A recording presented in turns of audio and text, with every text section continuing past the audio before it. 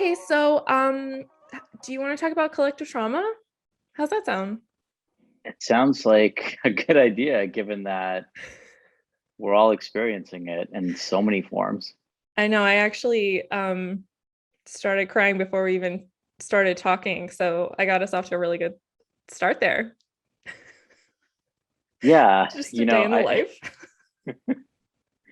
exactly. And where do you want to start? I mean, obviously current events the past 15, 18 months has led to a whole collective trauma globally, but we've also all generations before us have also experienced it. And I think you and I, our own generation, we experienced significant collective trauma when we were younger with 9/11, Yeah. other events. And then there's collective trauma that gets passed down intergenerationally as well, that I'm sure you might have heard about.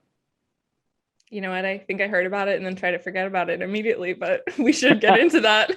I guess like my first question is really basic, just like what is collective trauma? Like how do you know what when it's happening? Yeah, it's a term that's definitely getting floated around a lot. It's not really a new term either. The way that I try to think about collective trauma is that it's a shared experience of helplessness, of disorientation, and of loss and grief amongst a group of people. And that group of people can be, specific in terms of sexual orientation or ethnicity or race or geographical, but it can also just be a very diverse group. But it's something that really affects some type of group of people. And when you're seeing patients, let's take this past year, for example, how can you tell when they're dealing with a collective trauma versus just a very personal trauma? Mm, it's a good question. So I try to think of collective trauma as one that it shatters basic fabrics of society, right? So unlike just a loss in one person's life or something like that, it's something that happens which actually changes the definition of what is meaningful across multiple people or across a group. Mm. So, I think that when I'm looking specifically at trauma, we're looking at the response that someone's having in terms of their symptoms. And you can categorize that into sort of if they're hyperactive, right? And that reactivity increases when they're faced with more stress, or if they shut down and go into this sort of numbness and sense of indifference. So we really have to try to understand those two components when somebody comes into the office or into the clinic, and you see how they're reacting to stress, and then see how people in their own community or in their own geographical region are also reacting to the same stress. And if you see that that individual is particularly has more intensified symptoms, then they're probably being much more affected by that trauma. Mhm. Um, so that's one way to really look at it. And, essentially, like, trauma is taking a loan from our own future, right? So what that means is that you're in a traumatic situation, you become so overwhelmed that you then end up becoming numb as a way to survive.